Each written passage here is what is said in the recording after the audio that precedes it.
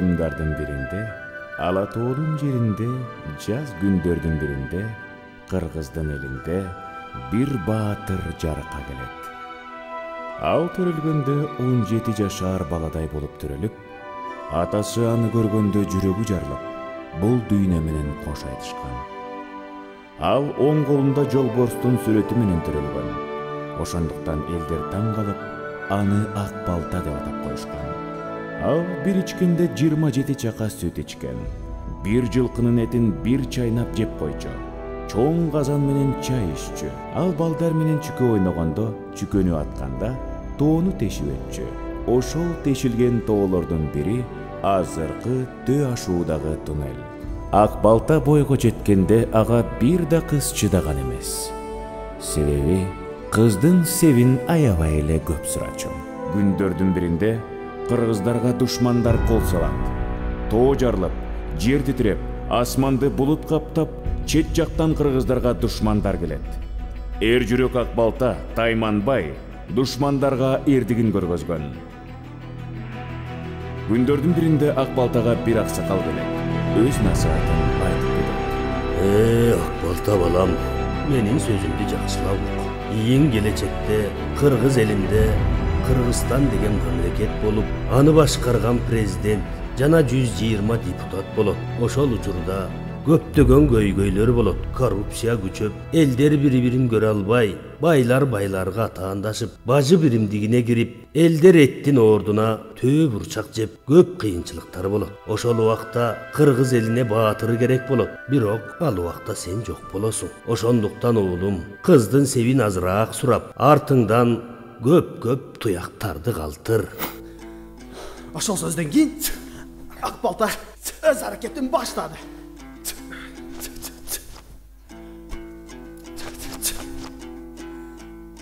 Ошондо неден келип турат ошондо? Балким, ошол Ак балтанын урпактары бизбиз. Түшүнүп атасыңбы? Анан? Балким ушул азыркы убактын, азыркы замандын батырлары биз болобуз. Илгертен канча деген кыргыздардын батырлары болгон, азыр эч ким боло албайт дейсиңби? Күндө Ак балта. Бүтөбүз ошол Ак балта? Биз деген каскадербуз. Анан эмне ушунча мээнетиңиз, ушунча машыганыңыз теке кетеби? Жүрбөй тиги Американын супергеройлору, самопал супергеройлору. Кыскасы мага бул идея жакпайт. Эмне азыр кыргыздардан чыга албайбы эч ким? Ошондо бир болбойт. Ошондо кичине атаң таңкыбыз чыгат да анан. Кеч келе уктайсың. Саламатсыздарбы? Кайрадан түз эфирден мен Жомарт уулу Нурлан жаңылыктар менен тааныштырмакчы. Тур Зияш, саат 12 болду. Сасыбай эле. Сенден көрө кыз тууп койбопмун. Эки жакты жыйнап тазаламак. Тур. Андан тышкары алынган элдин балдарын кара, көзүң күйөт. Жомарттын баласын кара. Тур дейм. Кылмышкер колго түштү. Бул боюнча маалымат кийинки биздин сюжетте. Күндө элдин балдары Жомарттын баласы. Бир үйлөнөйүн дебейт, бир иштеп, мындай акча чогултуп, бир ата неме жардам берейин дебейт. Тур, атаңа жардам бер. Болбой эле бала, эмнеси мактап атасыз? Жаным ооруп атат мен. Жатканы не? Атам ооруп атты эле деп дарап келейин. Киргенде кымбаттайт деп бул сайрийдин бир сөзү менен кымбаттап көтөрүлгөн. Турбайсыңбы? Чык, атаңа бар. Бишкекте жаш балдарды уурдоо боюнча кылмыштар көбөйүп жатат. Кечээ күнү да Калан бүтүн районундагы 5 жаштагы Руслан уулу Жомарттын баласы.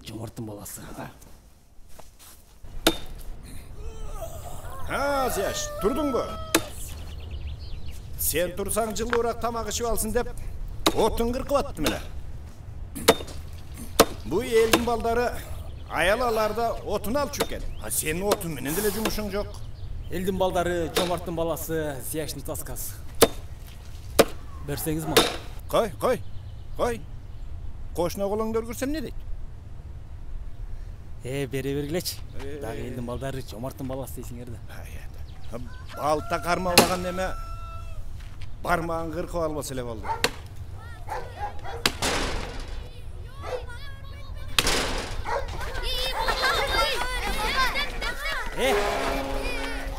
Бар нар жак ойногула.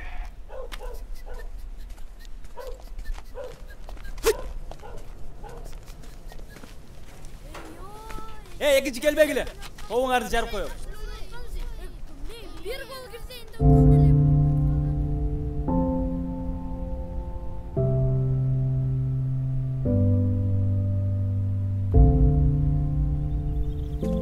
Кандайсың, Канышай? Тишиңди жудуңбу бүгүн? Эмнеге? Сүйлөп калыптырсың мага. Үйдөгүлөр үйлөндүп атпайбы, ошого сүйлөп атам. Эмне? Үйдөгүлөр үйлөндүп атат. Да пошел ты. Турмушка чыгайын оюң барбы сенин? Жашың деле 25-ке чыгып калды. Вали, а? Вали. Сен менен теңдер уже экин төрөдү. Жүрөсүң дагы деле самсал. Бор орса борго төбөсүң да. Каншай токтосоң, норман айтам,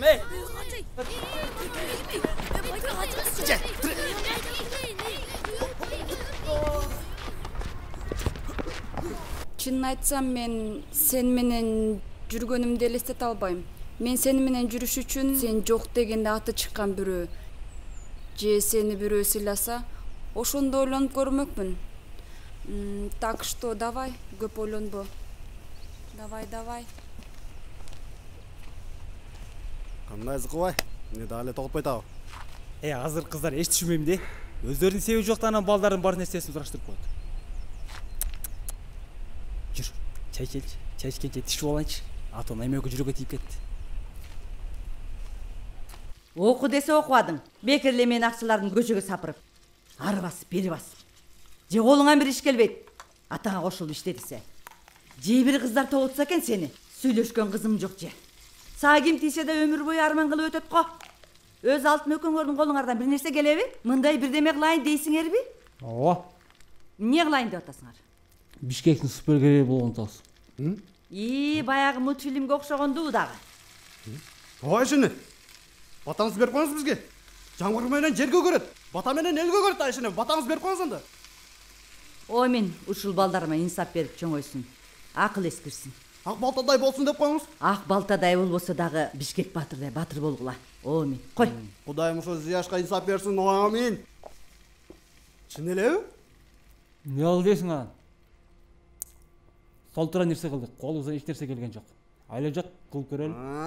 Акылыңа кирген турбайсыңбы? Жакшы. Эмне кылышыбыз керек ошондо? Биринчиден форма тигишибиз керек. Мен материалдар даярдап койгом. Жер көрсөтөм.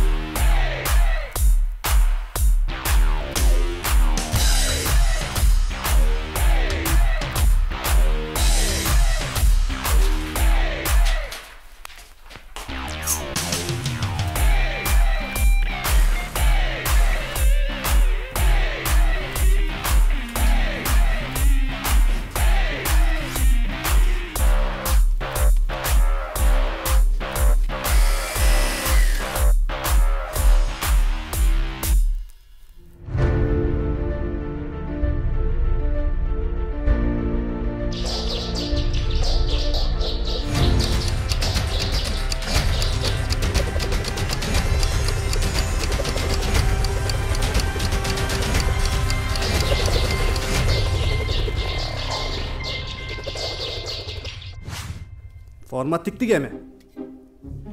Ат табышыбыз керек бири-бирибизге. Кандай?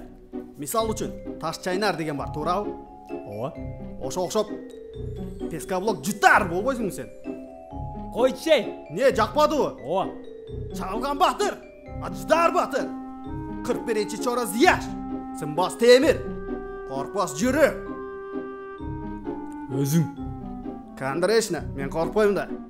Илбес Камчы, Зыңк Батыр, Корч Көз, Корманхан, Зияш Датка, Бетонбек, Ширак Батыр, Жүрөк, бир бала, Багынбас Батыр. Жок Оба, сага негизи эч нерсе жакпайт экен да. Макул анда акыркысын айтам. Болсо болот, болбосо жок. Чүкө Батыр. Чүкө Батыр? Ооба, Чүкө Батыр.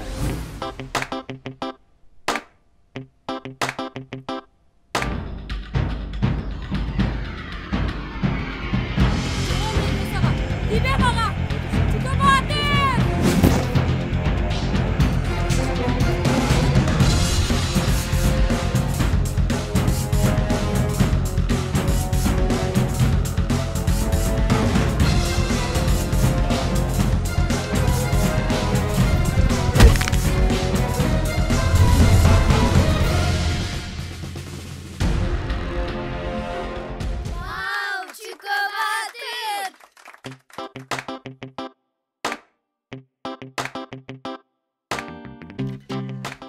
Alo. Ne oldu? Макул Чуко Батыр болсо Чуко Батыр. Sen anda Çuko Batır'sın sen. Сен мына күнделе акбалда деп атасың. Сен кетмен бол анда. Ketmen? Ооба. Men sağışop at tandabаймын. Ketmen bolsa ketmen bola берем.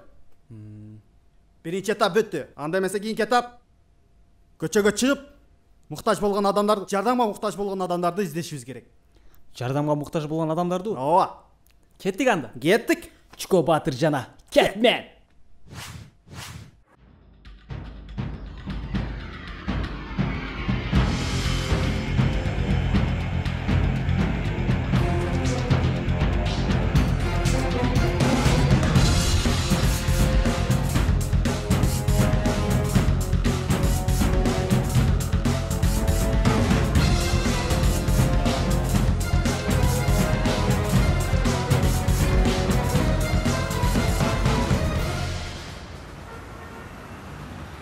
Эки сааттан бери тура бери курсак ачып кетти. Не кылайлы? Бир жерден изделичи. Апа. Министрге арыз жазып параң чыкты элек бул жака. Айла жок. Хей!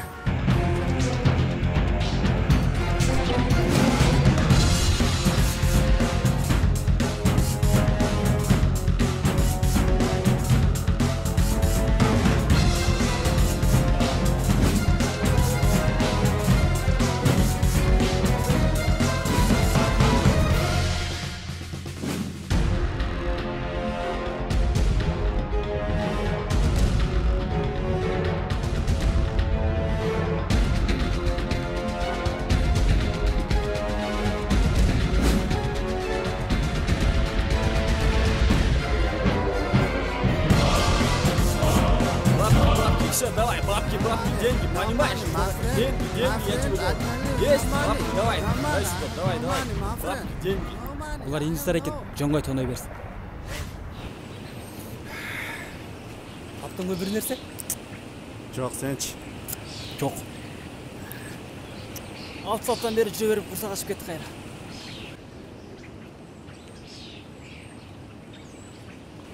Балдар көрөтөт.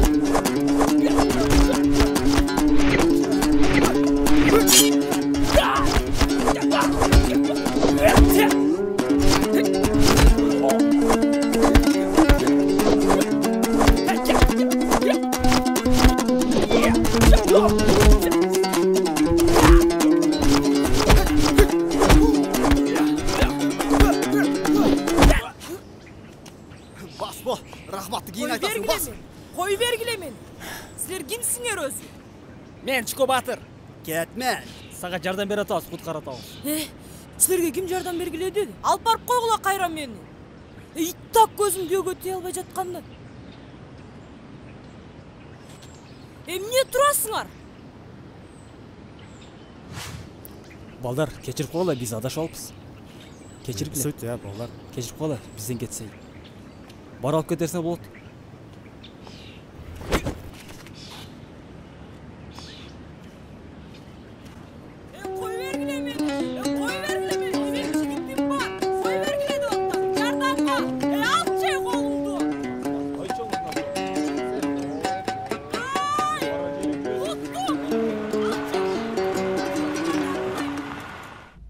Митип адамдарды издегенден толук жок экен. Тескерисинче, адамдар бизди издей турган кылыш керек. Анан Мындай башкачараак кылыпчы. Сенсация кылыш керек. кандайча башкачараак сенсация? Жардама. Жарыя даңк ettирген. Чүкө Батыр менен Кетмен сиздерге жардам берет.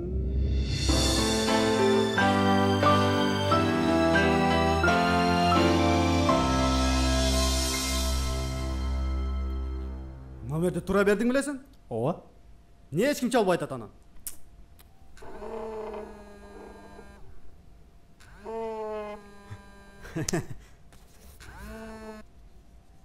Алло? Ооба.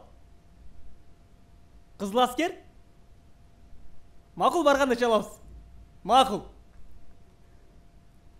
Мен не дедим эле? Жарыя дегем. Yes.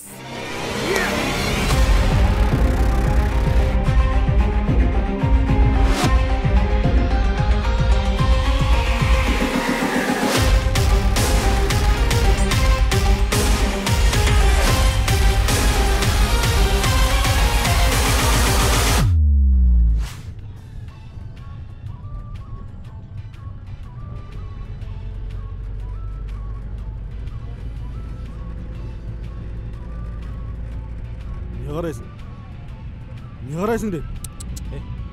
Бір көз оза. Жана кой. Келдиңер бе? Келдик байке, кайерде турасыз?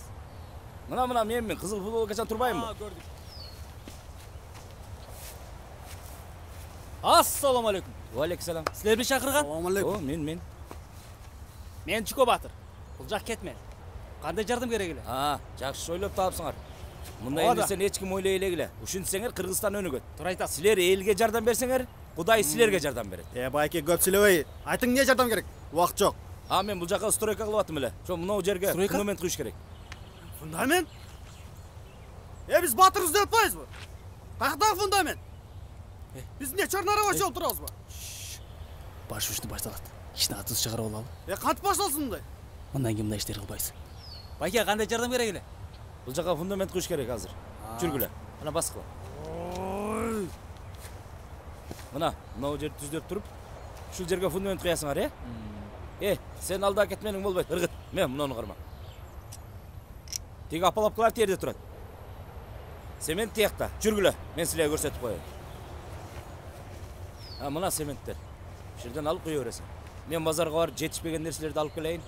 Жакшы десеңер, абетке бир 6 дарбыз ала келем, Силер иштей бериң.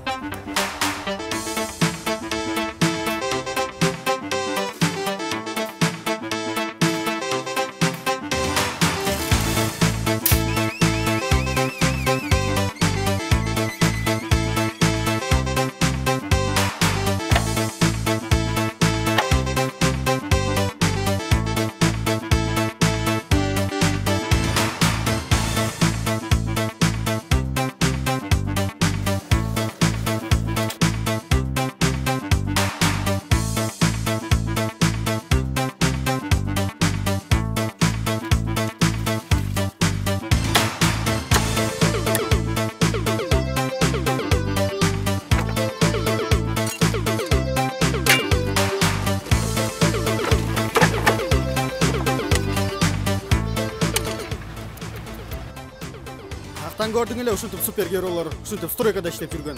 Каяктан чыкты эми бул эми? Догурунбай иштей бербейсиңби? Өзүң үчүн кылып атасың да, мен үчүн кылып атат. Догурунбай дейсиң да, Кийин элдер айтат анан жаңы батырлар чыгыптыр, элге жардам берет экен деп. Не кылып жардам берет экен деп, стройка менен жардам берет экен деп. Чё, чорин пиар тоже пиар.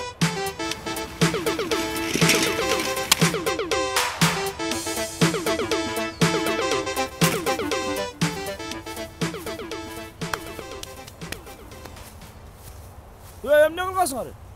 Бул эмне кылганыңар? Эмне кылганыңар? Жакпады ушул. Жаккан жок. Жакпады деп. Соседтикине өтүп кеттиңер, карагылачы. Эмне анда, эмне кылайын анда? Адамга жакшылык жакпайт өзү. Биз ойногону келдик бул жака. Жардам берейин деп келдик го. Жардам берейин деп келдик. Чуктар десе. Өлтүрдүң го барын. Өзүң айтпадың учор деп тоже келдим барын. 2 кел болсо келип өлтүрдү деп. Чоң бердиң сен өзүң.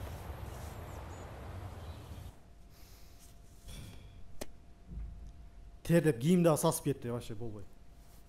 Каяктагы жакка барып алыппыз. Алло. Саламатсызбы? Саламатчылык. Биз жардам боюнча чалып жаттык эле. Угуп атабыз. Сиздер канчабыздар? Биз экөөбүз.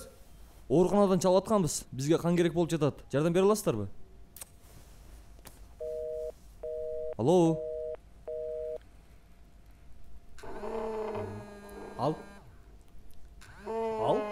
Ала бер. Кыйын болуп аттың эле жана. Үйдө Батыр жолдо жок болуп.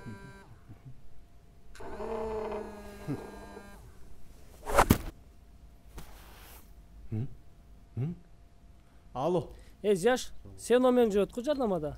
Жабыштырып койдук эле ооба. Мага акча берип турбайсың карызга. Квартирага акча төлөш керек болуп атат. Не? Кайдагы акча? Ушундай бе. Сен мурдагы акчаларды бербейсиңби биринчи? Аныңды берем, мага срочно керек болуп атты эле. Акча жок давай. Кыскасы дос, мындай система болбойт. Жаңы система керек. Свежий, оригинал. Мен таптым. Турсуналыны жалдайбыз. Ал кыздардын сумкасын алып качат. Көрүнбөгөн жерден биз чыгабыз. Биз барып Турсуналдан сумканы кайра алабыз. Сураган акчасын беребиз.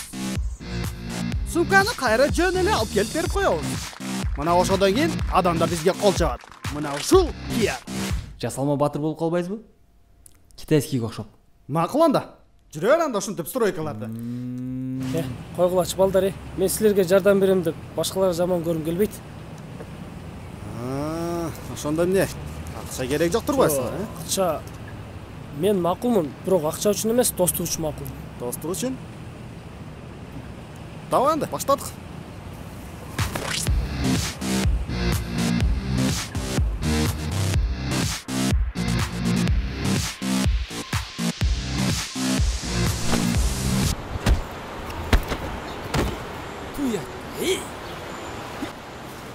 Жыгач. Сәл мындай өзүңө ылайык кыз карабайсыңбы?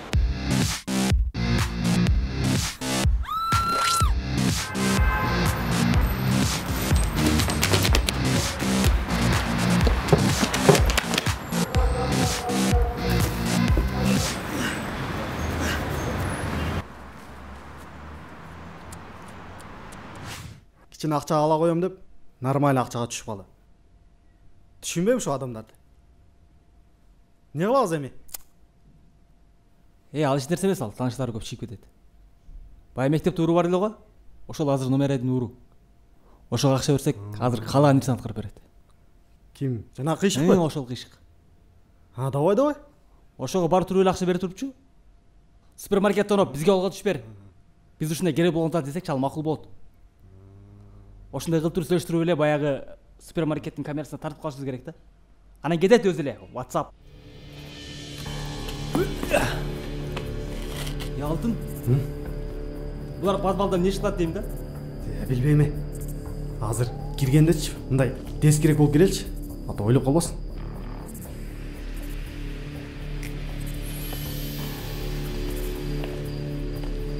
Салам алейкум. Биз кыйшыкка келдик. Кыйшык каякта? Кыйшык жумушунда. Жумушу каякта? Бул жакта. Ачпайсың аны? Ачык эле.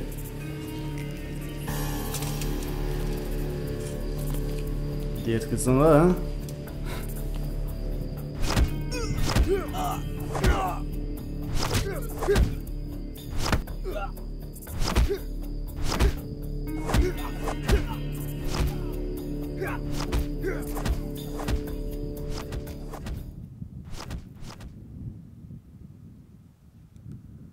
Assalamu alaikum.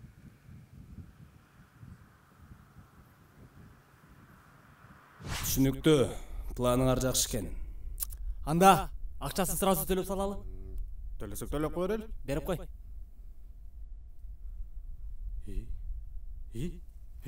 Портмен жок кой? Салдың беле? Жигиттер, төлөп койдуңар уже. Жок дегенде жол кире калтырып койбойсуңбу? Эртең жолугабыз.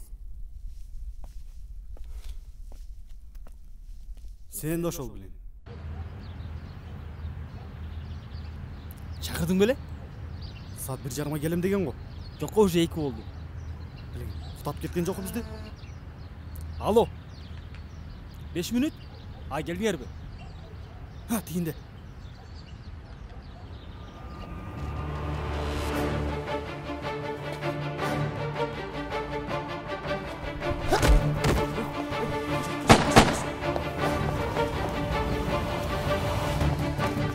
Башкаларды алып чык.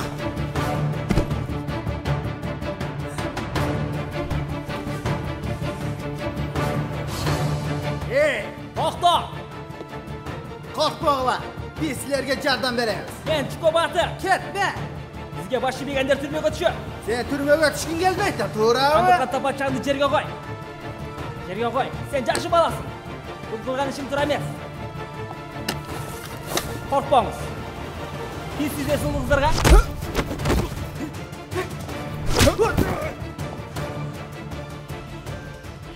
Бүгүн Бишкек шаарында супермаркет тонолду. Аны тоногон кылмышкерлер качып кеткенге үлгүргөн. Жана ошондой эле супермаркетке бет капчан белгисиз супергеройлор жардамга келип, натыйжада эки супергерой кылмышкерди кармай албай, тескерисинче андан таяк жеп, кайра өздөрү качып кетишти.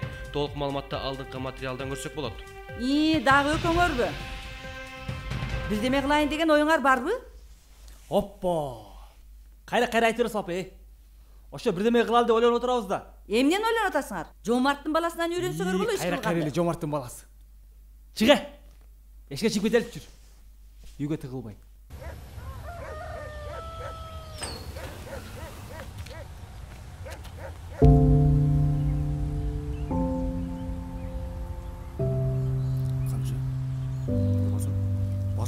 Барсаң? Кандайсың, Канышай? Айгырдай. Кандай? Айгырдай. Уялбайсың ушуну жооп бергенде? Сен кимсиң, сенден уялгыдай? Мен сени алам дечирим го, жел көтөрүш койбоймунбу? Барчы нары? Или уже авторитетом стал? Жакында болом, просто заранее айтып коеюн деп атам. Не смеши, а? Мен менен таанышпайсыңбы? Не смеши, а? Барчы нары. Жүрче, үйгө эле киречи, эшик үйдөн да куш экен.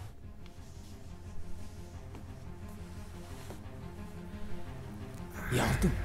Не? Неге кыйналып атабыз дейм да.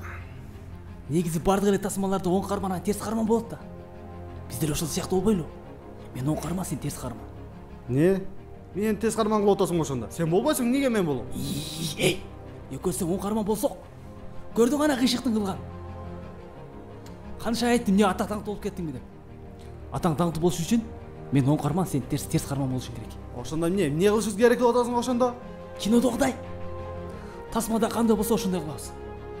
Адамдар көп жерге барабыз. Сен ошол жерге чыгасың дагы, элдерди коркутасың, чочутасың. Ошол учурдагы мен чыгам дагы, элдерге жардам берип экөөбүз согушабыз. Согушканда сен качасың. Элдер мени соткага тартат, кол чабышат. Болду, өздөрү кетип калат. Ошондо мен эмне, жаман аттуу кыла турбайсыңбы? Чорный пиар тоже пиар.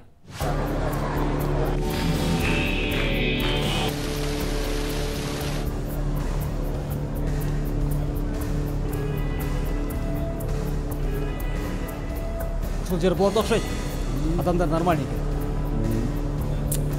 Акырын форманы киелейм, элдерге көрүнбөй. Жүрү анда, кийинели. Кеттик.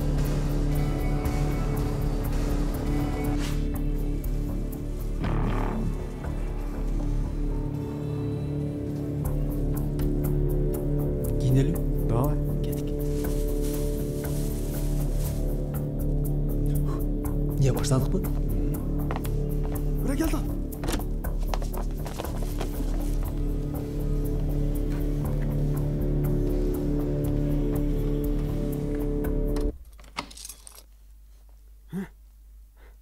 Не oldu?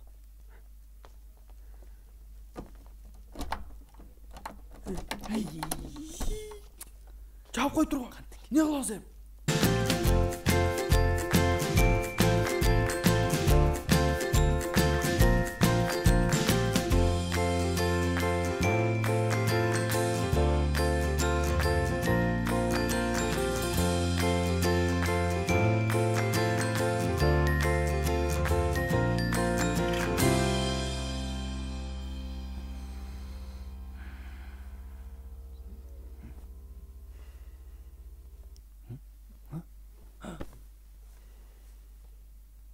Ketmen. Ketmen. Ture. Eşik açılıp kalıptır. Çık. Давай, çık.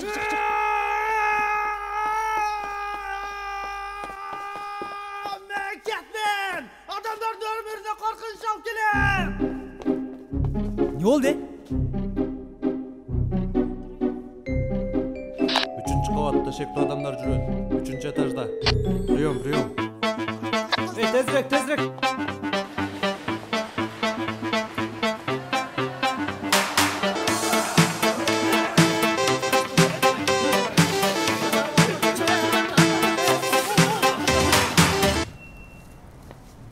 Ушунча чейин уктадыкпы?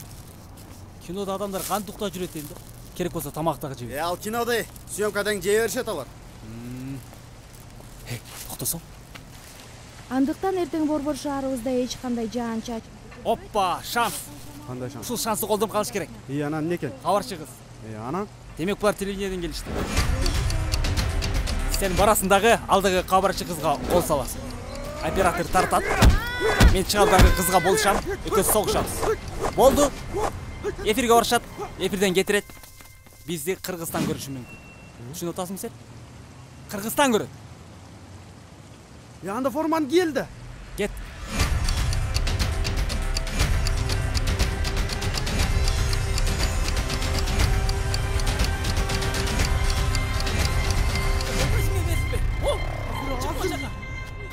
Секир, давай.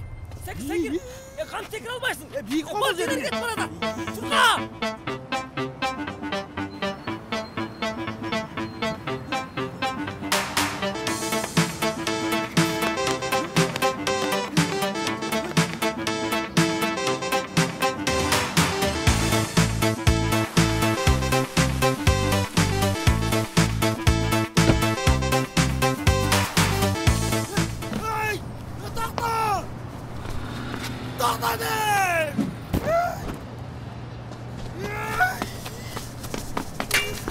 Tezdirek çık koyun bilenge. Tuye, ikinci şansı getirdin уже.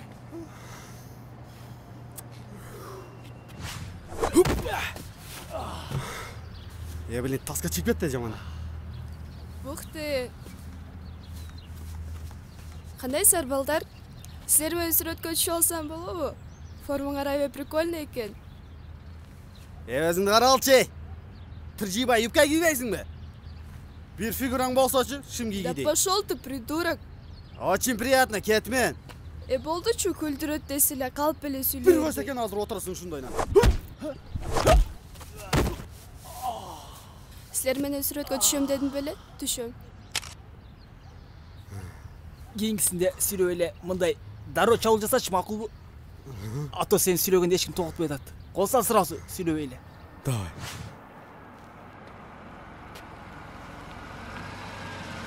Ака, яка. Отур.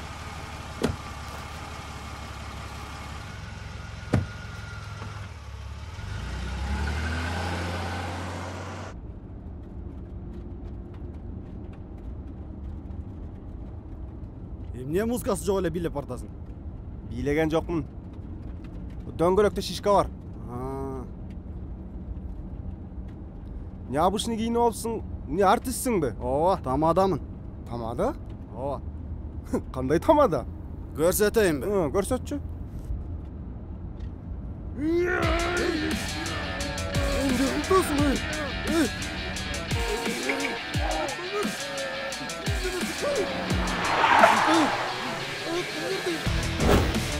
Жардам берип коелучу.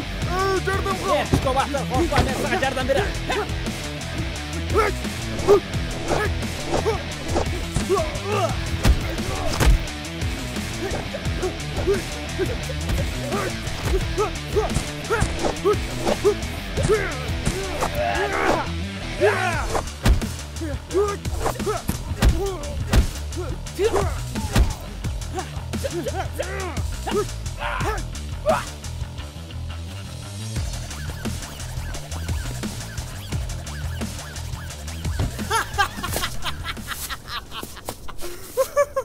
Ayttım эле мен сага, а? Ayttым эле мен сага сүйлөбөй башта деп. Yes! Кана беш берчи. Бол деме, бул видео интернетке өзүнө чыгып кетет. Бүгүн менден сага торт. О, Дану!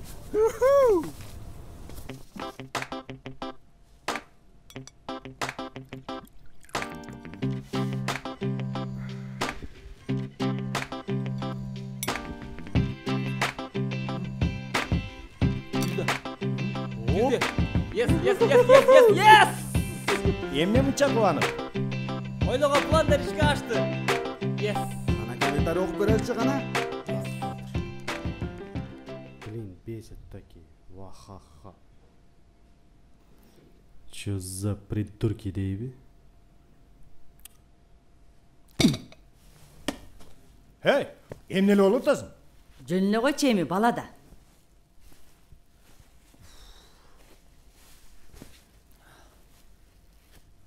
Чей.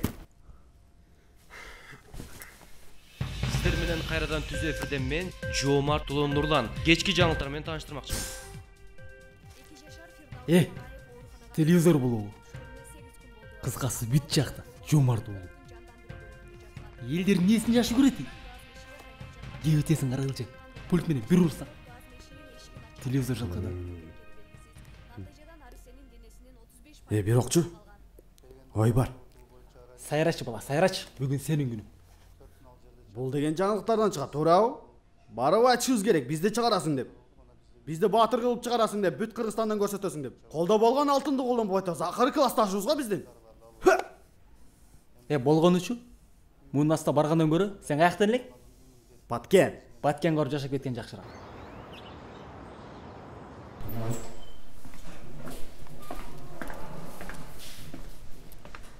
Баспайсыңбы эми? Бол кетик. Кирсе болобу, рахмат. Жоомарттын баласы кандай, Кандайсың, жакшы? Зияш кандай? Отур дебейсиңби? Кел, олтургула. Кандайсыңар? Жөн жайлабы, келип калсыңар. Жөн жайла келчү эле. Эми биз сени эстебесек, сен бизди эстебейт окшойсуң дейм да. Эми силер эмне асмандасыңар да, биз жерде элебиз да. Когулачы, биз деле эл катары жөн эле жүрөбүз. Короче, сенин жардамың керек болуп жатат бизге. Угуп атам. Бизди жаңылыктардан чыгарышың керек болуп атат. Бизди Бишкектин батырлары кылып, геройлор кылып, супергеройлор кылып, мына Спайдермен, Бэтмен немелер бар го? Ошолор сыяктуу кылып, жаңылыктардан 3 жолдан чыгарып турушуң керек бир күндөчү. Батырлар, супергерой? Аларды жаңылыктардан кантип чыгарам мен? Эмнеге батырлар? Шиңнесин неге батыр экенин? Эми чыгар дегенден чыгара бербейсиңби эми? Бул деген серьезный жер. Каалаганыңды чыгара албайсың бул жерде. Тем более мен редактор эмесмин. Шефим бар. Чыгара албайм. Чыгара албайм дечи. Не? 8 класс эстетип коюмбу?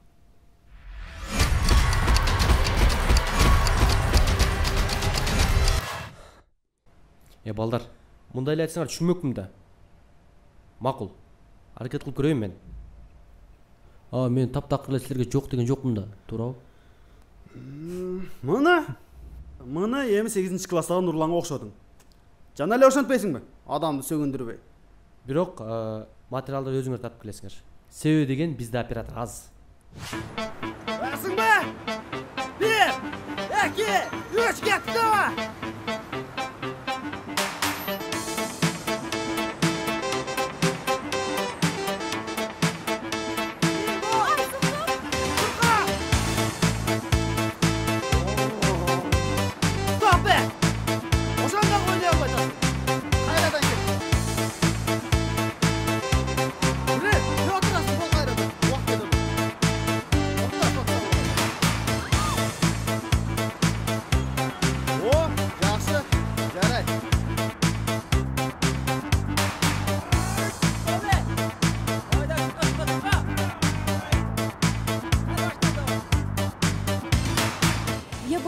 Он появился ниоткуда и спас меня. Стоп!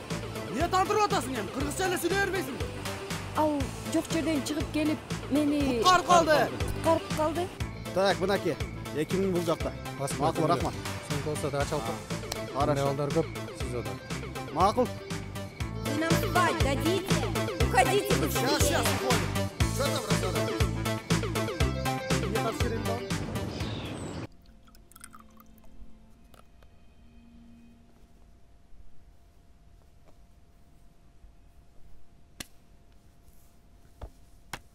Видео материалдарды алып келдик. Монтаждадыңарбы? Баары да. Анда бүгүн саат 9-да, кечки 9-да эфирге чыгат. 9-да, Каршы анда. Барын колдонбой, ичинде материал көп. 2-3 күнгө бөлүп, мындай бир күндө 3-4 жолу чыгасың, Мен жумушум билем го, камсанабагыла. Мен силердин продюсериңиз Жакшы анда. болом. Бүт телевидение, радио бүт жактан чыгарам. Макул. Бөлүп чыгарабыз. Ладно балдары, жумушум көп. Анда 9да күтөбүз анда. Жүр кетик.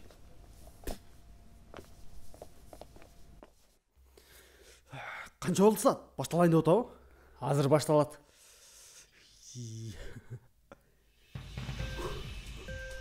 Кутмандуу кечиңиздер менен урматтуу ардактуу телекөрүүчүлөр, сиздер менен кайрадан түз эфирде мен Жоомартлуу Нурлан. Бүгүнкү кечки жаңылыктар менен тааныштырмакчымын. Бүгүнкү жогорку кеңештин депутаты Мекен СДПК партиясынын лидери Камчыбек Балбанов өз кызматынан өз калуусу менен кетти. Аны Камчыбек Балбанов мындайча билдирди. Биринчиден, эртең менен эрте туруш абдан кыйын экен. Уйкуң да канбай калат экен. Тамак ашта жейилбей калат экенсиң. Залга барсаң, уктап да калат экенсиң.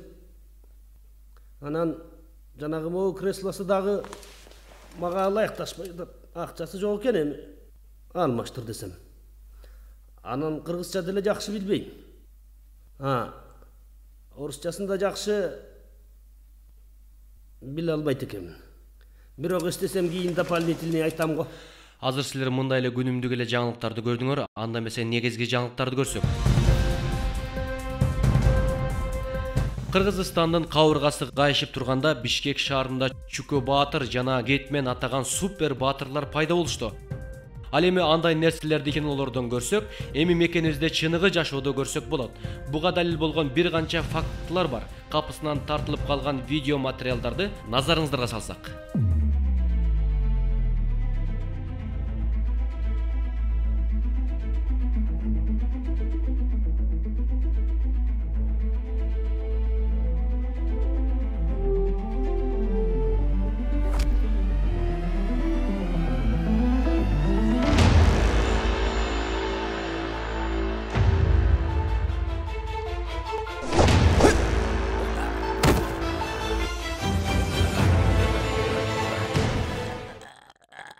Не герой болуп сага оңой дейсиң бе?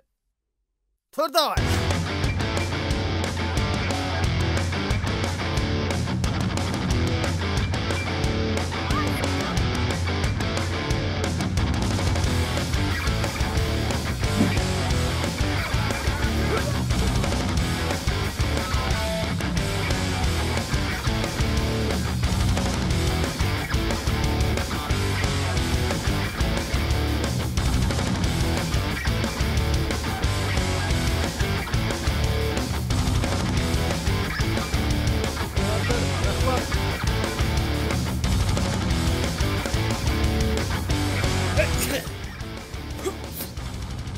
Акчык.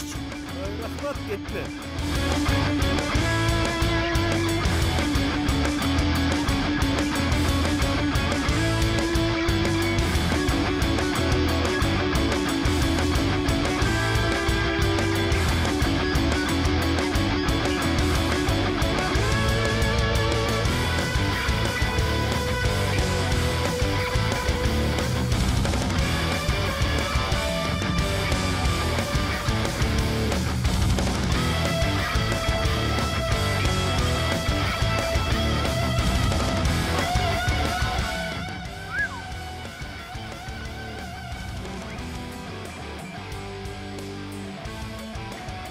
Таштандыга ырытпайсың ба? Ким болбосун сен?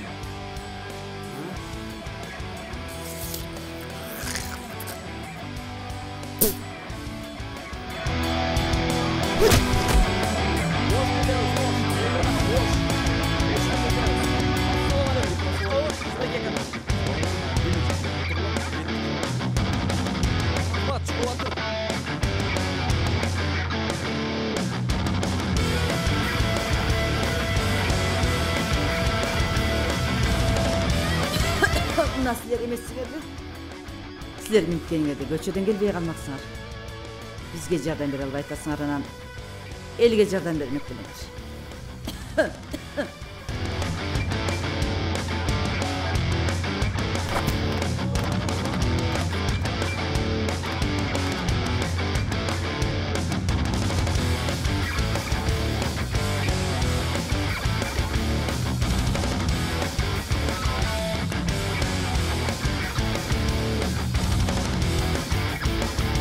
Жүрдү Чуко Батыр рахмат. Тур, төшөк сал. Күндө эле ичип келе бересиңби? Ажылдабы мага. Ажылдай. Эй!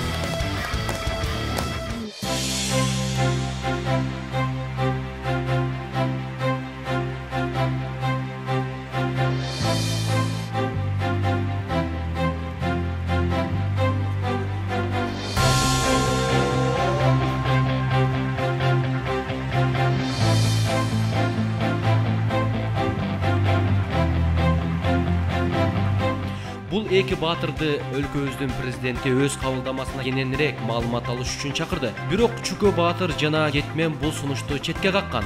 Себеби дегенде биз саясаттан алыспыз деп чечти.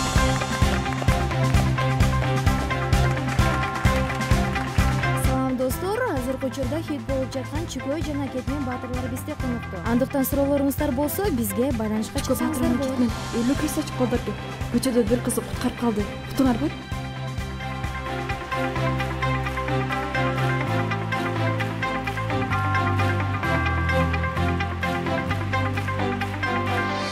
Унутуп койсоң болмок экен, Зато биринчи бетте жүрбөйбүз да карасаң.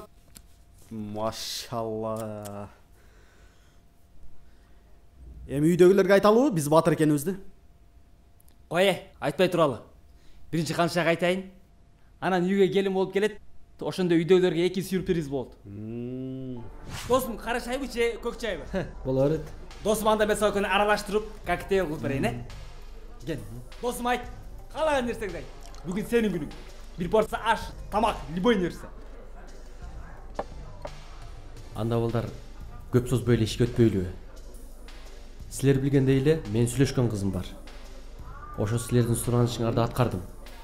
Эми силер мага жардам бериш керексиңер. Сасана болбосоң, досум, биз турганда эч эле ойлонбой эле койсоң. Бизге каалаган күнүңдө, каалаган саатыңда чала. Ооба. Биз ансы эле бир класс окуйбуз да турабы? Бир нан бөлүп жейбиз. Ооба. Элестетип көргүлө. Менде план бар. Кафе, кооз. Мен кызым менен, сүйлөшкөн кызым менен сонунардын коштосунда отурам. Момкенде Кетмен Баатыр гүл менен чыгат. Без проблем, досум. А момкенде Чуко Баатыр сен Шакек менен чыгасың. Эми силер белгилүүсүңөр да. Анан кызым таң калып ооз ачылып калгандан кийин колун сурайт. Аны сүйлөштүкпү? Сүйлөштүк.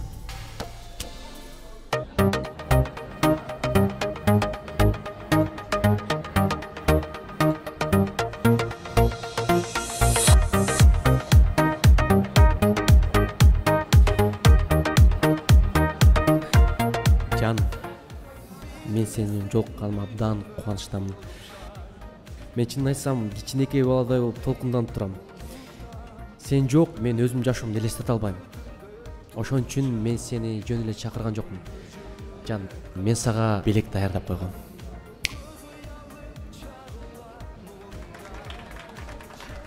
Бул сага. Рахмат. Кетмен сенин досуңбу? Ооба. Кетмен деген менин досум болот. А Чуко Баатырчы? Ал да досуңбу? Чуко Баатыр да менин досум.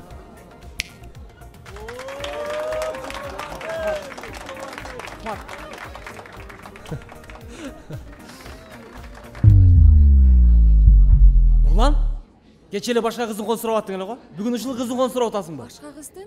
Ооба, кече эле башка кыздын колун сурап аткан. По-моему, сен 27-чи же 29-чи кызы болосуң. Кайсы бетиң менен ушундай жаш кыздардын башына айланып жүрөсүң, досум? Андан көрө квартирада отурган балдардын келечегин ойлобойсуңбу? Айланып жүрөт базарда, балам багам деп. Сен бул жерде отурасың, эч нерсе менен ишиң жок. Андан көрө ушунчага кеткен акчаңды квартираңа төлөбөйсүңбү? Балдардын садикке бербейсиңби?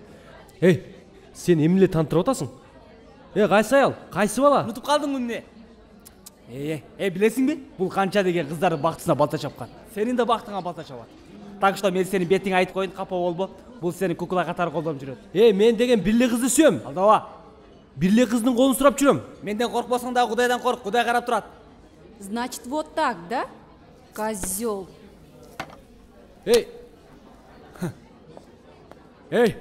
бул эмне кылганың? Кечирип кой, мен сенин суранышыңды аткара албадым. Чын эле, эмне кылганың бул? Эмне кайтып турасың? Сүйлөбөйсүң бир нерсе? Сен билбейсиң канча меники экенин? Кандайчы сеники? О, меники. Мен канча экенин билген эмесмин. Билсем макул болбойт элем. Кечирип кой, сен өзүңө башка кыз кара.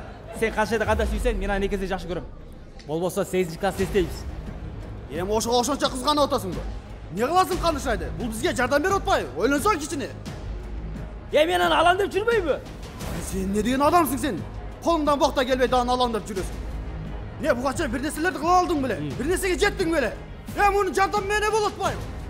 Не, мен Чүкө Батырмын деп барасыңбы? Чүкө Батырды чыгарган бул болот атпайбы? Кандай адамсың сен? Ажылдоо мага. Не ажылдоо атасың? Мен өзүм билем эмне кылышты. Не батканын чыкылтасың буга? Ким батканын кылып атасың? Сен. Муну адамгерчилик деп коет. Жүрөр анда адамгерчилик деп кой. Ойла сен да кукланы салбасын. Турчун ары. Мага кол көтөрдүңбү? Жөн эле койчу. Токта.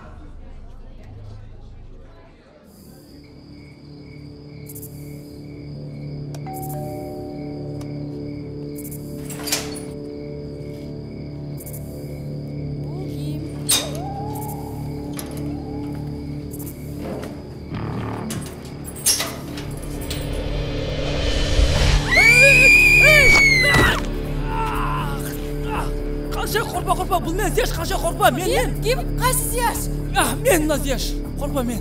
Зияш? Өл, түрү суук. Эмне болуп кийинип алгансың жаш балдарга окшоп? Өзүнчө эле Чүкө Батырдын фанатына окшоп. Кандайча фанат? Менин да Чүкө Батыр. Чүкө Батыр да ушундай жерден кулап калмак беле. Просто сени бакыргандан чочуп кеттим мен. Чүкө Батыр да чочумак беле. Мен Чүкө Батыр өлүп кетейин. Макул. Ишендим. Эмнеге келдиң? Мен сага кеч болуп кете электе барын айтканын келдим. Эми болойм, айтпайсыңбы? Сен мага жыгасың. Эмне башка айта турган сөзүң жокпу? Бар. Айтпайсыңбы? Айтам да азыр, не шаштырып атасың? Сен менин көңүлүмдө кызсың. Кел башты оорутпай барчы. Убакыт жок, азыр мамамдар келет. Келип калышса, сенин да башың жулат, менин да башым жулат.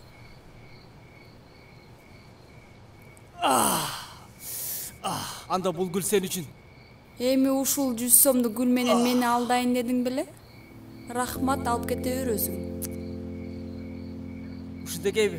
Келей бар, чык. Ачпаны эшигиңди. Апамдар келет азыр. Кандай кирсең, ошондо чыгып кетчи.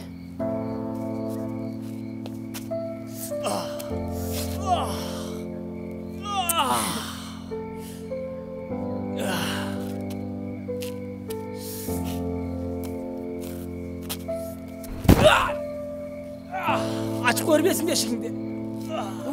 Çoğun oysan bolu.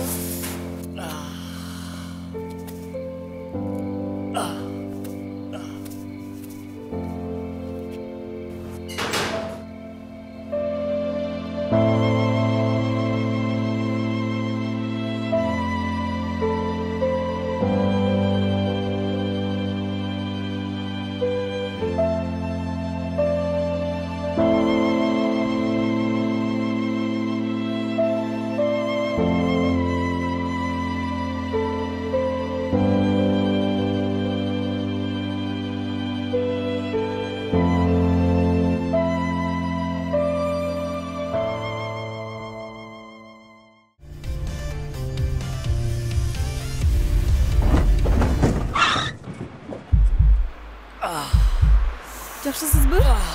Кечирип коюңуз, байкабай калыптырмын.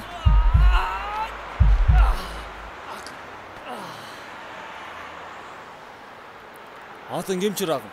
Атым Канымжан. Кудай жалгады сени Канымжан. Бүгүн урушканга манайым жок. Эгер чачыңдан бир тал чач түшкөндө өз башың менен жооп бермексиң. Мына машина эмне деген машина билесиңби? BMW чоң апам айткан. Деги айдаганды билесиңби? Билем, чоң атам үйрөткөн. Мен сизди тааныдым. Телевизордон көрдүң беле? Жок, супермаркеттен. Мен сизге сулуу кыздарга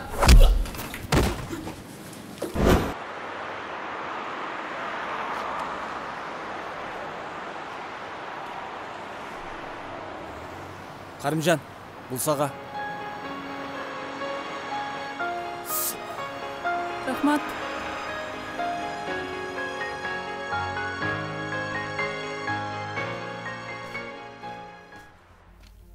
Бир нерсе болсо эле 8-класста эстейт. Бир нерсе болсо эле. Өзү чоңоп калганын өзү билбейт. Сен кандай аны менен дос болуп жүрдүң, мен даже элестете албайм. Ошо бала мененчи сен дос болуп жүрүп көп жерден калдың.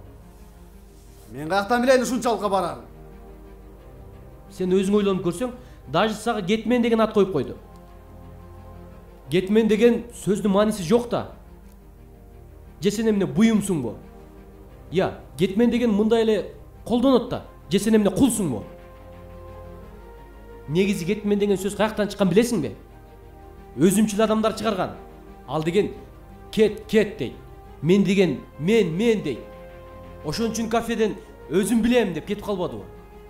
Өзүң ойлонуп көрсөң, өзүнө Чүкө, тем более Баатыр деген ат койду. Сага мындай эле бир кетмен деген ат койду. Чүкө деген негизи илгертеден улуу сөз. Чүкөнүн алдында кетмен мындай эле сөз. Ошон үчүн ойлон. Биз аны жок кылбасак, биз экөөбүздү жок кылат. Ушуну кантип сезген жоксуң, мен билбейм. Ушунча дос болуп жүрүп сезген жоксуң. Ошон үчүн мен силерге жологон жокмун. Сен самый главный билип жүр. Ал сенин душманың болду. Ушуну унутма. Ясно. Ну что, не собираетесь обратно в Китай? Нет. Все, да? Жакпады да?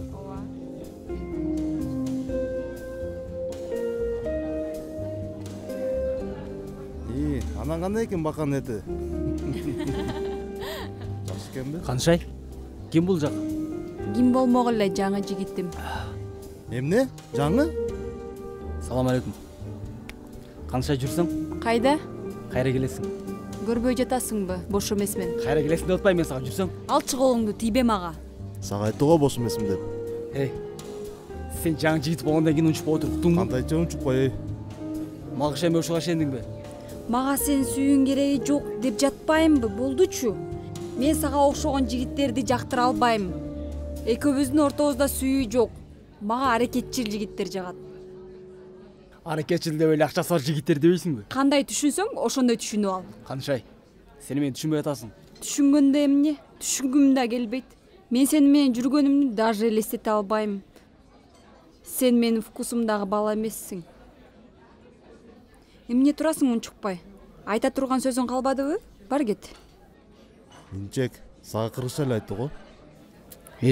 Мен да бир жолу айтам. Сен жаңы жигит болгондон кийин унчукпай отур. Ничего себе. Кандайча унчукпай отура берем? Тийбей эле койчу албай кушка. Өзү араң турат. Тийбейм. Тарт колуңду.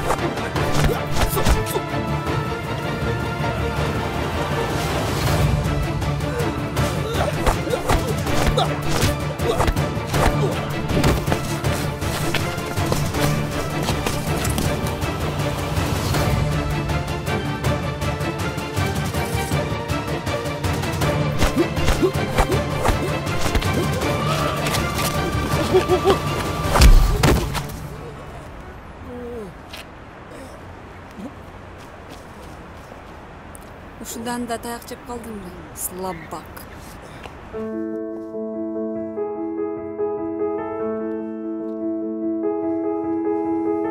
Кандай сапа? Сиз жакында ыйгасыз. Мен сизди айыктырам.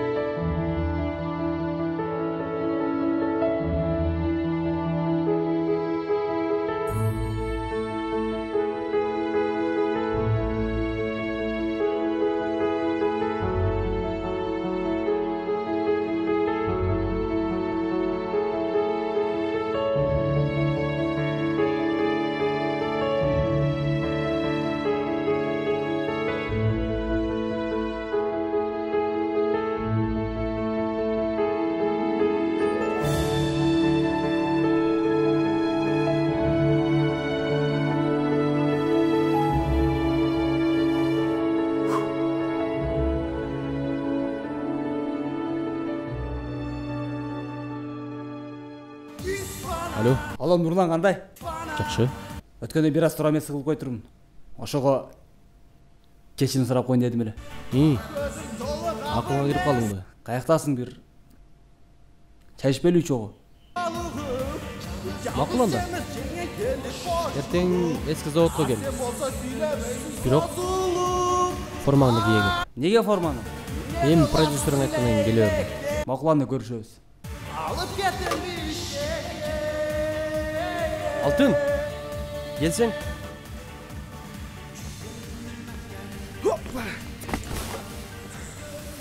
Не болду? Алтын. Мага жаш чалды. Айтпадым беле. Мен айткандай болуп жатат. Ал деген бара-бара экөөбүздү жоготот. Мына иши менен баштады. Бирок менде план бар. Эртең барганда мен камерага тартам, сен болсо Зияшты сабаш керексиң. Анан монтаждан жасап туруп, телевидениеден терс караман кылып чыгарабыз. Койчу, мен аны менен муштастан болбой калат го. Сен деген биринчи болуш керексиң. Сен Зияштан эмнен кемсиң? Же сен коркуп атасыңбы? Эмне коркмогону? Эртең болсо Зияштын бир да сөзүн укпай, сабагын мен камерага тартып туруп монтаждап телевидениеге чыгарам. Ошондо терс карман кылабыз. Эсиңен чыгарба. Сенин жана менин душманым ал. Мен эмне кылышты билем. Телевидение жөн эле иштеп түзөт дейсиңби? Давай.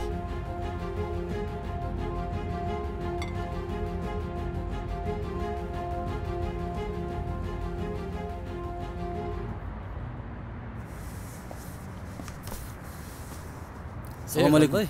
Кандай досум, жакшы элеби? Жакшы. Өзүң кандай? Кудайга шүгүр. Капачылык жокпу досум? Эми сен эмне кылсаң дагы биз тармайбыз да. Кичине каташып кетип калдым, кечирип кой досум.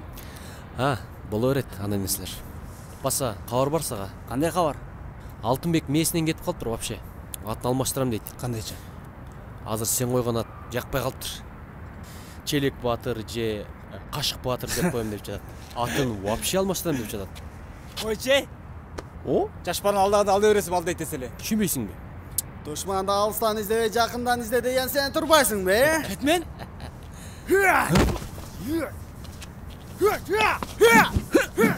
Алтын, токто. Не болтасың? Мен силерден кечирим сураганы келдим.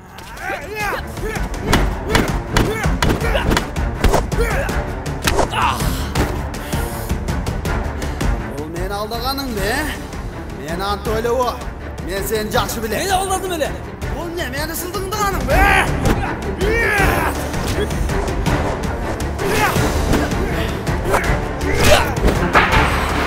Meni bilbekte oylabı, men barım bilem.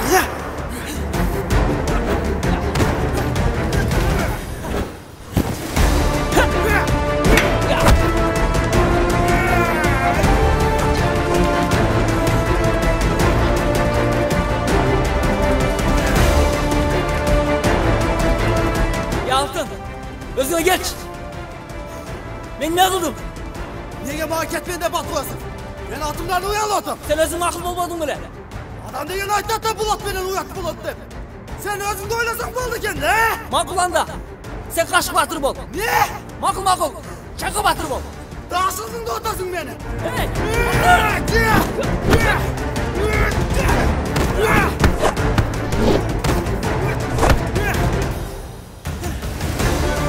Азаматсыңар ей, мен силер чыккан телевидениега.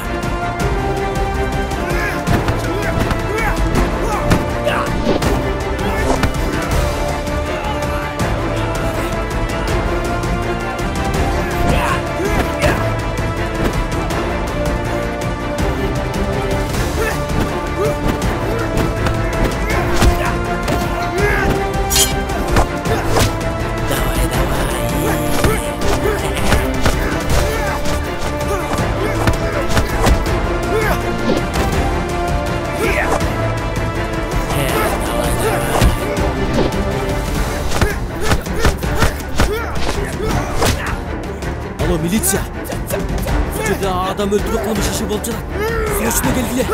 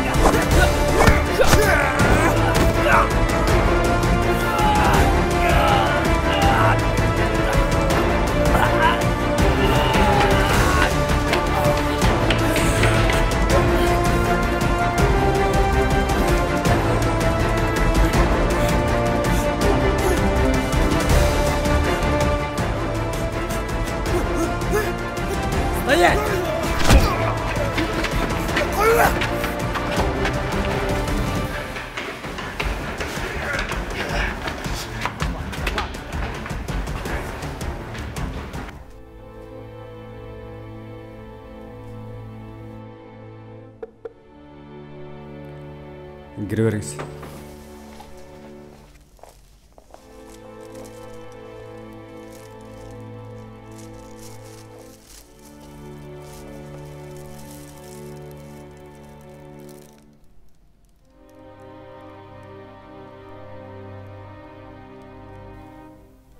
Канымжан.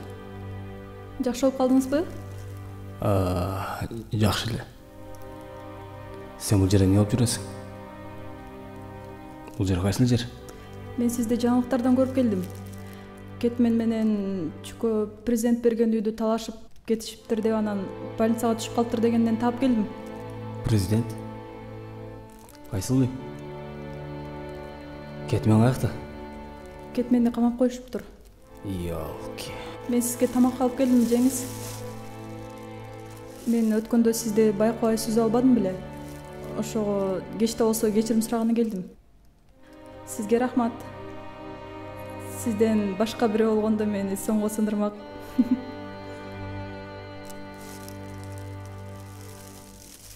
Жакшы, аяп кетиңиз анда, мен барайын. Канымжан. Акыбал сурап келгениңе чоң рахмат. Эч нерсе эмес.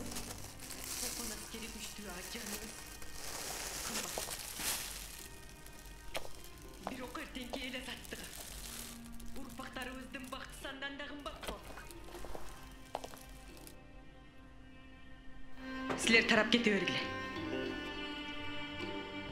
Биз калабыз. Анткени душманды өткөзбөскө айылдан антташып чыкканбыз. Кан манастын тукуму ушинтип артка качат беле. Тизе бүккөнчө тик туруп өлгөнүбүз артык эмеспи? Кыргыз уулу үчүн найзанын учунда, кылычтын изинде өлгөндөн артык эмне бар эле? Илгертен кыргыз качан жакшы өлчү.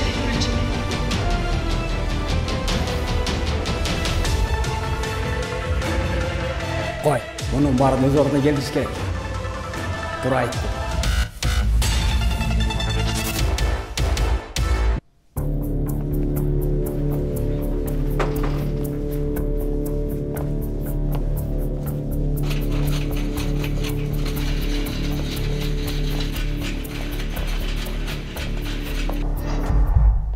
Atan ne oldu? Apаңдын оорусу күч алып кетти. Апа! Шашпагыла. Коркпогула, шашпагыла. Отур, азыр эмес, анан шашпай көрөсүң. Кое тургула. Кое тургула, шашпагыла, анан көрөсүң. Коркпогула, шашпагыла. Токтогула, анан көрөсүң.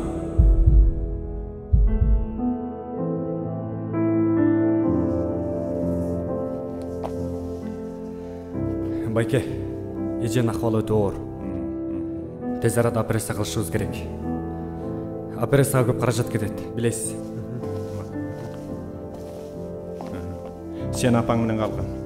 Мен тууган уруктарга барайын да бир аз акча караштырып келейин.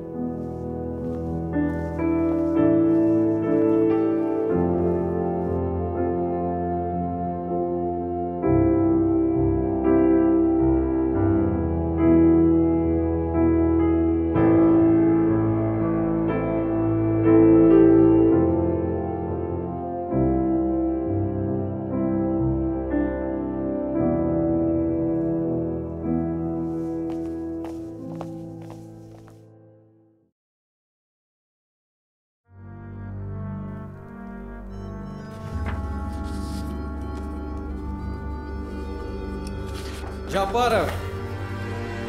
Бияка.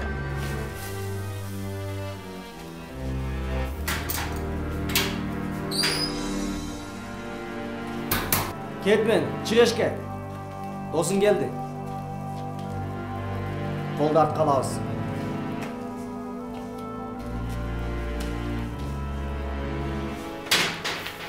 Не? Кечиресиңби мени? Кечирбесең кечирбей эле кой. Кайра артка кирип кетейин. Бул жакта итак үчүм ал тамак берет экен. Ач эшикти. Токто. Ансы деле себинип кеттиң. Кечтим сени. Эмне мынча кечкениң? Больницага барыш керек болуп калды. Койчу ушунча жүрдүңбү больницага? Катуу таяк жеген окшойсуң, Балдар, менчи? Башына жардам бердим эле силерге. Балдар, кыскасы акча керек болуп жатат. Канча керек болот? Көп керек. Не кыласың акчаны? Апам ооруп атпады беле? Оорусу күчөп кетип азыр больницада жатат. Атам осы тааныш билиштерден, туугандардан акча издеп атат. Акча жок. Акча болсо берип тургула деп айтайын деп аткам. Не кылабыз анда? Жанагы кышык бар эмес беле? Ошондон сурайын деп атасың. Андан сурабайбыз. Ал супермаркетти тонободу беле? Ошол тоногон акчаларды барып кайра алышыбыз керек. Тура айтат, экөөң барып келем. Экөөң чогуу барып кел дейсиң да. Сен барбайсыңбы? Мен жакын эле түрмөдөн чыктым. Экөөбүз барып келели анда. Анда кыйшыкка барып, кыйшыктан үч алып, экөөбүз ким экенибизди көрсөтөлү. Чүкө Батыр жана. Жана, кетме.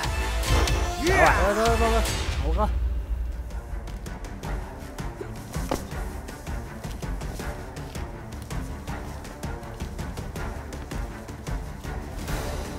Силерге ким керек? Кышыкка кел. Кышык бош эмес.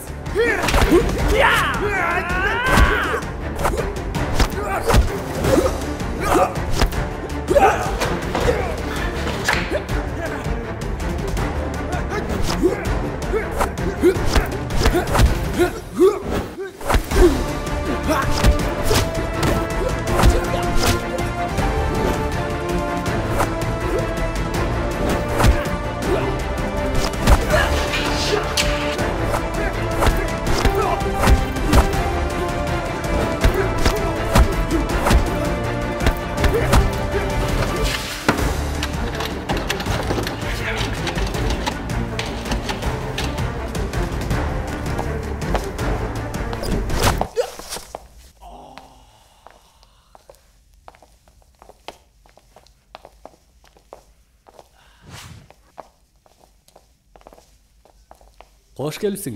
Ким элең? Чүкө Батыр. Чүкө Батыр? Ооба. Жана кетмен экөөңөр чогуу согушканыңар чынбы? Ооба чын. Иш жүзүндө көрбөйлүбү текшерип?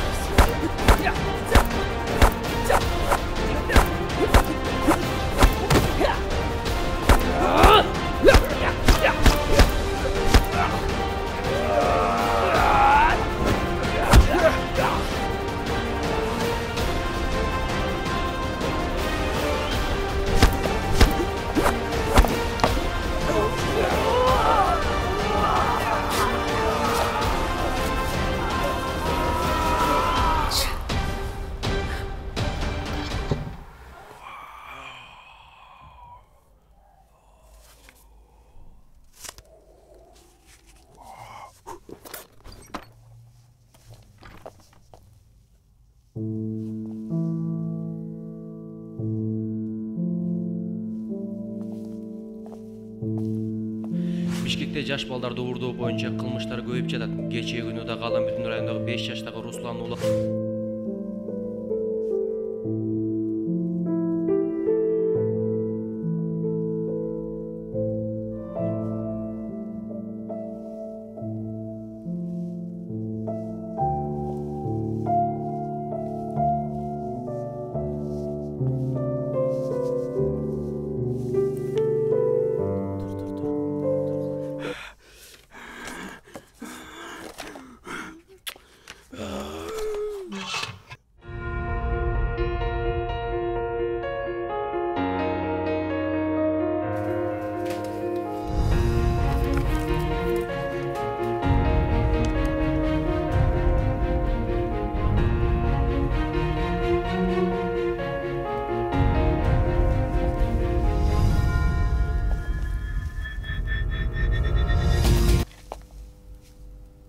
акчаларды бер.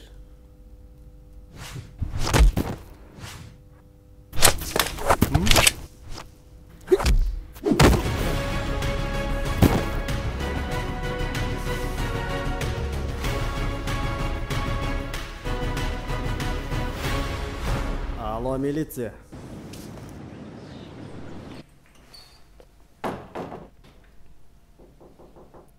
Да? Саламатсызбы байке? Саламатчылык. Кел отур. Сизге бир иштер менен келдим эле байке. Өткөндө магазинде тоналган акчаларды алып келдим эле. Акчалардыбы? Бирок бир суранышым бар байке. Акчаңызды кийинчерээк берсем болобу? Азыр акча аябай керек болот эле. Эмнеге? Апам ооруп жатты эле аябай катуу. Врачтардын астында азыр больницага акча керек болуп атат. Апаң ооруп атабы? Ооба байке. Эми буга эмне дейбиз? Апа деген ыйык нерсе. Негизи бул акчаларды сен алып келбей деле койсоң болмок. Бирок сен алып келиптирсиң. Демек сага ишенсе болот. Макул анда. Менден сага жардам болсун. Рахмат байке. Мен акчаларыңызды сөз кайтарып берем. Рахмат сизге. Чүкө Батыр, токто. Алдагы акчалар жетеби? Байке, бирок кичине жетпей аткан. Бирок врачтар менен сүйлөшөбүз. Сени телевизордон көрүп жүрөбүз көп эле. Элдерге жардам берип жүрөсүң. Акча жетпесе, кош берейин. Рахмат байке. Рахмат.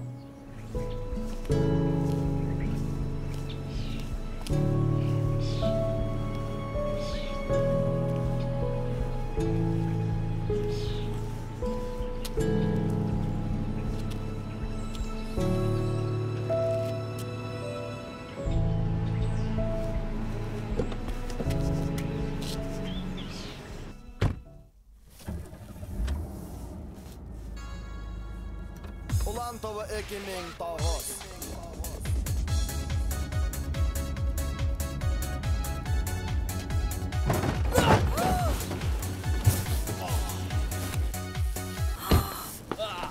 Ешқоңызшы байқай қалып тұрмын. Жақшы леспей? Қайра, ақ сөз бересің бе?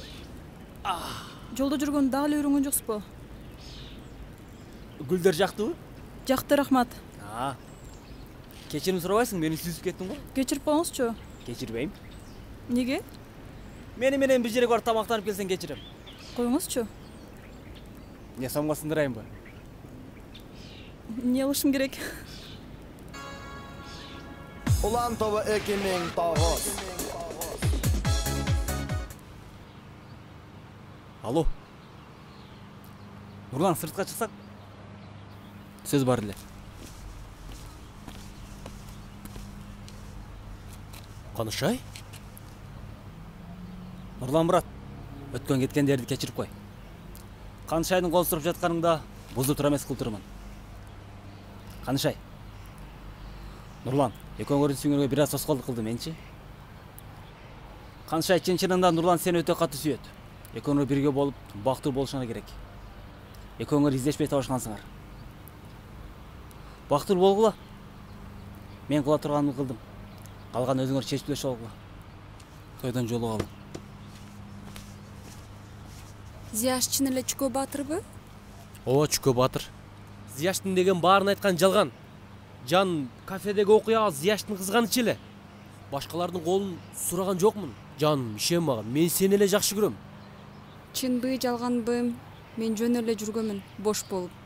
Бирок айтып койсом, Зияш акыркы күндөрү көбүрөөк жагып баштады. Зияш? Эй, Зияшты телевидениеге чыгарган менмин да. Канышай! Телевидениеге чыгарган менмин да, токтосоң. Зияш, токто!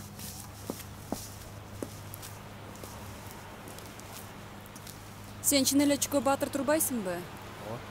Мен билбептирмин. Мен сенин сүйүүңө эми ишене баштадым. Мурунку сөздөрүңдү айтып көрбөйсүңбү? Балким башкача болуп калат. Канышай, кечирип кой. Мен сага мурдагыдай сезимдерим калбай калды. Мен азыр башка кыз менен сүйлөшүп алгам. Мен сендей кыздар менен жүргөнүмдү элестете албайм. Кетменин номерин берип койчу мага. Кетмен? Нянын 4-кызы болайын деп атасың бы? Анын уже 3 кызы бар. Сен ошондо 4-чүсү болуп каласың.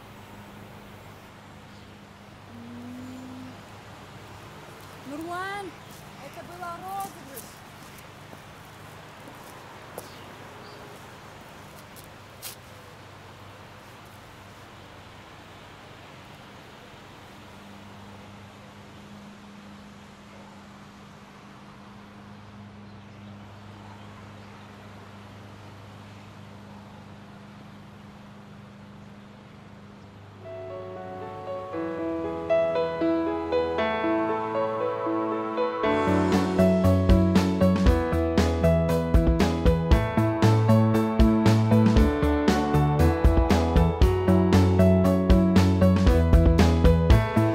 Белгилүү Чүкө жана кетмен супер баатырлар жоголгон жаш балдарды табышты. Ушул иштердин башында турган Кыйшык лакап аттуу кылмышкер колго түштү. Азыркы учурда ички иштер министрлиги тарабынан иликтөө иштери жүрүп жатат. Жоголгон балдардын ата-энелери баатырларга өздөрүнүн ыраазычылыгын билдирип жатышат. Акбалтанын айткан сөзү бар эле. Жашоодо эч нерсеге тобокел кылбасаң, анда бүт жашооң тобокелде экенин унутпа. Андыктан өз жашооңдогу максатыңа тобокелдик менен кадам ташта. Канчалык көп ката кетирип, акырындык менен жасап жатсаң да, эч нерсе жасабай жаткандан бир топ алдыда экендигиңди эстей жүр. Өзүңө ишен. Кыргызстан баатырлардын мекени. Ал эми сен ошол баатырлардын урпагысың.